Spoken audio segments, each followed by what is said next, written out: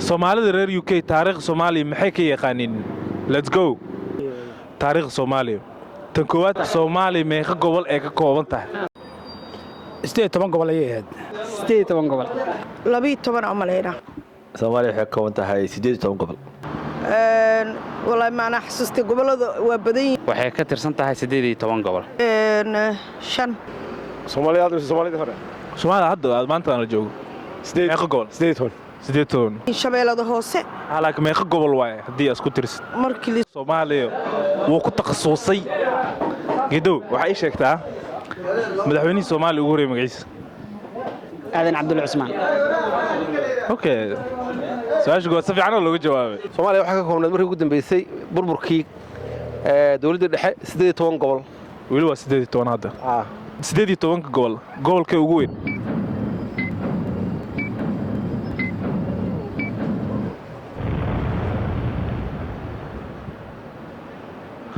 خطركم ليه ده ما حيدري باي هذا ما حيدري باي بقول ماي gobolka ugu weyn gobolka ugu weyn bari Soomaaliya gobolka ugu weyn oo baydhabo may waxa waaye gobolka ugu weyn taasa hadda bilaawatay qalqalka hadda bilaawday banaadir ugu weyn شينا كاله ساعد ma ka saacid gobolka ugu weyn oo ka sweysay gobolka bariya ugu weyn gobolka ugu weyn magaciisa gobolka ugu weyn waxaan u maleynayaa hadda inuu yahay bari boosaaso gobolkaas inuu ugu weyn u maleynayaa ma sha Allah mirka waa nin oo knowledge leh waxay sheegtaa gobolka ugu weyn magaciisa halkaas way yar agmarsan tahay ma hayo هاي ملوش يا ورد سكرت ما مغش اوكي قولك وين bari اوكي قولك وير امس يا banaadir maxaa banaadir okay banaadir waa saxday Soomaaliya meeqa gool ka tirsan tahay waa 18 goolka ugu weyn gobolka bari ka ugu yar banaadir min halisa meel socday okay goolka ugu yarna gobolka ugu yar waxa la dhihi karaa gobolka ugu yar gobolka banaadir goolkeena ugu yar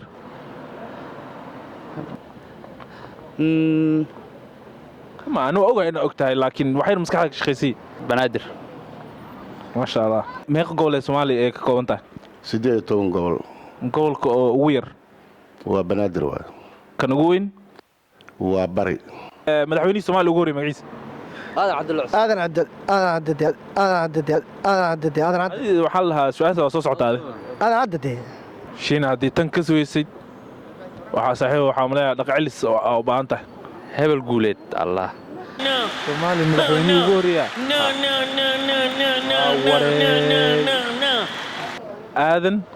aadan muqdisho maxaa la elbort aadan cadmi naagta Afrika ugu horeysay baylod naqatay wadankee ka soo jeedaa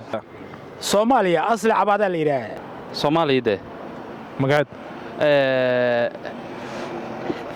gabadh mar walba calanka xambaarsan waayo Soomaaliya waxa maqnaaq Soomaaliya waa laakiin aniga waxa rumaysanahay inay Soomaali ahayn oo wadamo kale jiri karaan naag Afrika ugu horeysay oo baylod naqatay oo dumar ah Soomaali ahayd Soomaalida waa baari kartaa hataa YouTube gali kartaa Google ka gali kartaa Soomaalida waxay dhahaan oo aan saa maqlay Soomaali waay asli cawaade laakiin jeclaan la inay ahaato laakiin dadka qaar kood waxay qabaan in wadamo kale xataa ilaahan karaan sida Masar oo kale iyo Ethiopia oo kale iyo Nigeria caawo haddii taameys baar fiiri baarana insha Allah naagtii ugu horeysay Afrika baylod naqatay magaceeda Soomaaliya mise Afrika Soomaaliya maxaa la dhahaa naagtii oo ugu horeysay Afrika oo baylod naqatay wadankee ka soo jeedaa hadda ku fudeey naagtii Itoobiya ka soo jeedaa Soomaaliya magaceeda asli adaa bartaa maleeha ma wallah ceeb عليك luqa u sheegto ma waa Soomaaliya magaceeda magacaygu way dhaafay laakiin qalad laakiin naag adiga wadankee ka soo jeedaa may naag Itoobiya ka adiga wadankee ka soo jeedaa ani Soomaaliya هاي ناك سومالي إذا بكيمان waxaad أفريقيا وجوريس يا ناك بايلوت أفريقيا وجوريس ناك نقطة أو بايلوت وراني حاولت كله أخانا وحكي عنك والله أنا هلك قبل Soomaali ما حسوستا Soomaali waay sax waaye قبل Soomaali magaceed ma xasuustaa وإن تحمل إن عبادي إن عبادها أصلي عبادي صح أصلي Soomaaliya مقعد asli واقنا ويديسين إنك سعدان أصلي سمح الله تعالى سومالي وحواي هدي السعدان أيوة بيلو قارن asli baa loo jira asli معمولة وايق عرفت معمولة ماشي والله ما arag والله indhahay wad muraad mar baan أوكي أحمد قوري قرنيقو أهاي qarnigan hadda lagu jiro waa أحمد قوري مكسي ورك iskool Axmed Guri ay maqli jiraan قرنيقو نولاي كوني أفر بقول كوني شن بقول أنت والله ماي كوني شن بقول إيه كوني شن بقول أنتوا اللي حسوا قرنيقو مركا وقرني شن تمنعت dadka badanaa taasi oo isku qaldan qarniga 16aad waay تمنعت يا wuxuu dhintay 1543 Allah naxariistay as leeyahay 1500 qarnige qarni 15aad dadka qaarkood waxay qarni 13aad laakiin qarni 15aad amarana leeyahay ku noqo laakiin Axmed Guri ayaa yaqaana 1500 iyo everty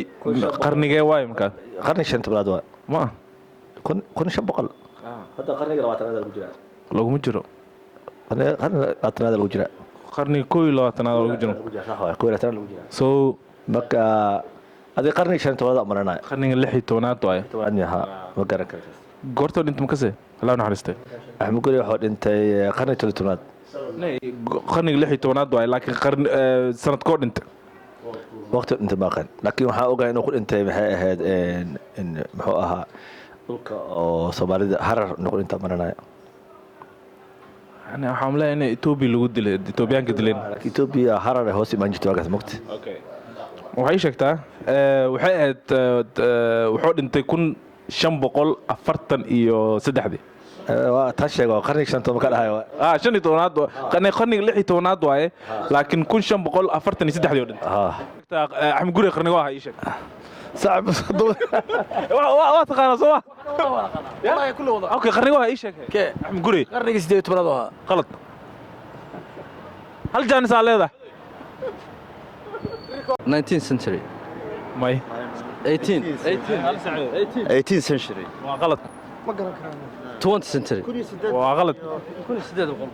ها Axmed Guri 17 century de waa 16 oo jira wuxuu dhintay 1543 Axmed Guri qarnigo ahay saxta inuu sheegi karnaa malaya qarnige kaalint imao ya qarnigii 17aad may waa qalad hay qarnigo ahay Axmed Guri qarnigu ahay Axmed Guri Axmed Guri wuxuu ahay qarnigii 17aad markaas taariikh Axmed Guri qof ka soo wali 14 century waxa waaye waa 16th century qarniga 16aad Axmed Guri qarnigo ahay makasay fikir makasay waa ciyaw asdibtay sanadko Axmed Guri oo noolaay wuxuu noolaay sanadkii ma xasuusto laakiin sa qarniga 12aad waa kala xal an qarniga ku iibis Soomaali ma taarto Axmed Guri makasay sanadko oo noolaay ma nala soo dhigeen ba ya ma nala soo dhigeen dowra barahe Axmed Guri wuxuu jiray maxaa la 1507 iyo dhashay 1543 iyo dhintay ilaa naxariisto qarniga 16aad waay okay ayluuya marka laakiin waxaan rabnaa adi camal ilmahaaga ina maxaa la taariikh la baro maanta marka waxa social media maxaa la active kuna waa runaha ma sha Allah marka hadda waxa iga baratay ilmaha u sheeg balan miya insha Allah haduu ilaahay yiraahdo waa waasada hal wiil ah heestaaba aniga insha Allah wiilkaas xataa u sheeg asaab iga ninkaas iga khatarsan waa insha Allah khayr asgogna ayo boobo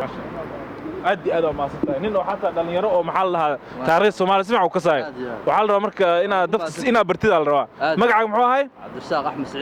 Cabdirasaaq Axmed Saciid Xaaji hal xasuusto ninkan waa nin ma sha Allah taariikh Soomaaliya sifac u ka saay ما شاء الله بدنا نكون ماسنتين برنامج في عن ضد وذاك أما المكرسية وكون ماسنتين سيدا وضع هوشة نمن دلالاتين أنا قلنا وحنا كلام كي عندنا ودين شقدنا ما شاء الله because قف وين أردت تيجي أما أقوى سيجي وقاعد هذا هلك كل لطيء هذا أفريقيا تيمي you have to know where you come from originally وأنا وقت حديد كاجا يروت كاجا يمشي كتيمي هدي أنت أقولين قف شرمتي تاريخ لان وبابا أديكون وعمر جوري سيد ما شاء الله رجي وما سنته أدي